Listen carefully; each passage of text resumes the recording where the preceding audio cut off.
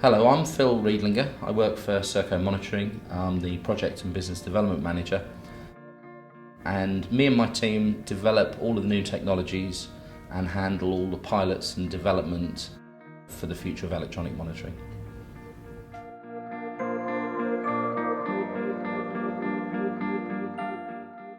At the moment, with the alcohol pilot that we're doing with the Trust, it's on a voluntary basis. The main reason for that is the legislation isn't currently in place to use this as part of orders. However, the latest intelligence is that there are plans for 2 national pilots that will be run on quite a large scale with this technology. And the belief is that if those pilots are successful, then the plan would be to start using the technology as part of core orders.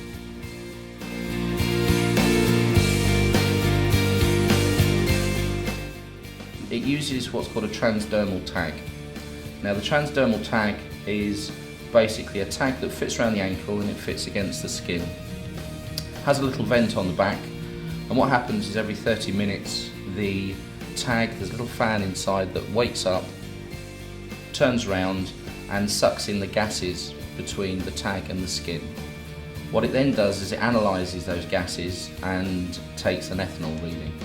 And based on the ethanol reading and the analysis that is then done, we're able to identify whether alcohol has been consumed. This happens constantly over a 24-hour period. So whereas with traditional alcohol methods of the blowing in the bag systems, if you know roughly when you're going to be blowing in a bag, you're able to drink round the regime. If you're keeping a diary in your drinking habits, again, you can modify that diary to sort of suit what you're trying to get across. So with the tag, you get a very, very clear picture over a 24-hour period of what the drinking habit has been. The tag, as I say, is worn by the offender around their ankle. In addition to that, we have a home unit that sits in the home. This is called the base station, and this allows the tag to report into our main system and upload the data. The data is uploaded once a day, and that normally happens in the early hours. We then send the data off to the suppliers of the equipment, who do the analysis and then produce reports of the drinking patterns over that period. The idea of this technology is it monitors over long periods and allows you to start gaining control of the drinking behaviour. The technology isn't really designed to stop drinking immediately. It's not real-time monitoring, so if someone drinks, we don't get alerts in the monitoring centre to say someone has started drinking.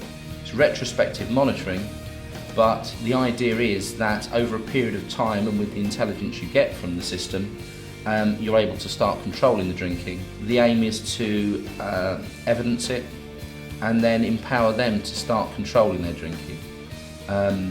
The way of doing that is to reduce the amount they're drinking. Now, that can be either reducing the periods of drinking that they're having, or even changing their drinking so that they're drinking weaker alcohol to reduce the alcohol content.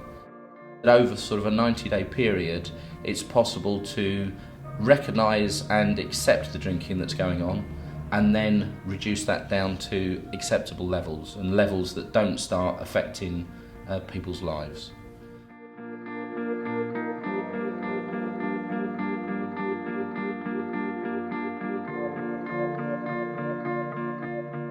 This is a one-piece tracker. It's relatively bulky, but the latest trackers that are currently on the test bed are getting smaller, the batteries are getting longer. So technology is moving at all times. This tracker itself has a SIM card inside it that allows it to communicate to our main system. And the accuracy of the tracker is such that if you have open sky, you get an accuracy down to 3 to 4 meters in terms of location. So what happens is the offender wears this round their ankle, and we track them as they go about their business. If they are not able to see sky, if the tracker's not able to see sky, or they go into a building and the tracker loses the satellite, it then switches over to a system called LBS, which is location-based system. And what that then does is it talks to the mobile phone networks, looks for cells, and calculates its location based on the mobile phone cells that it's able to see. The accuracy of that system is it's able to track to about 20 to 25 metres. What it means is we are able to gain a huge amount of information about a person's whereabouts and location at any time while they're wearing the tag. There are three methods that you can use these trackers for: inclusion zones, exclusion zones and crime mapping. Inclusion zones can be used to create curfew periods for people. It's a very effective way of making sure someone is at a certain location at a certain time.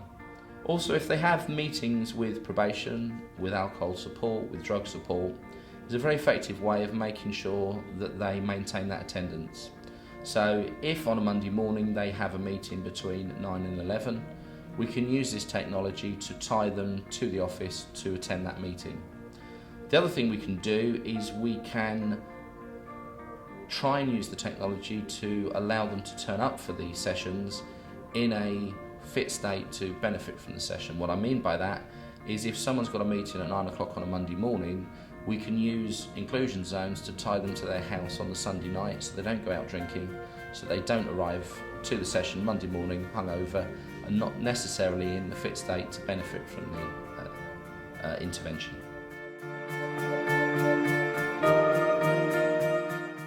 You can also use them to create exclusion zones, so we can create zones which the offender is not allowed to enter into.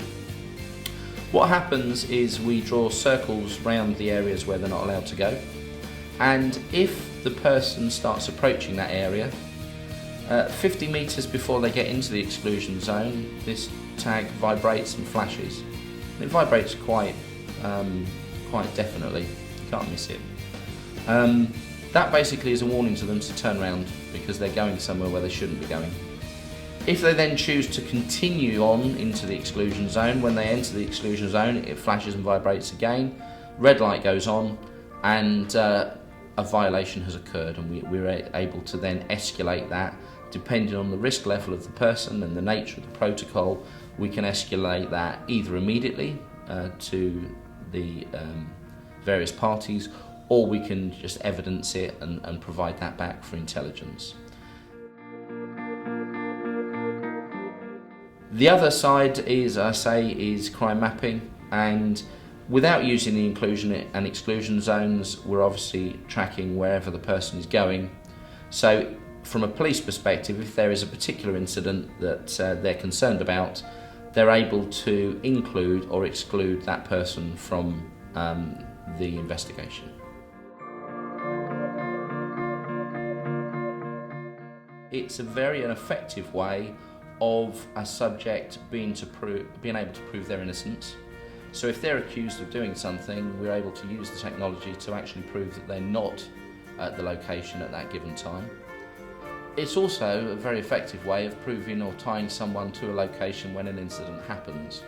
During the pilot, we've been able to save quite a bit of time and police resource in that they're able to either exclude or include someone to whatever incident they're looking for.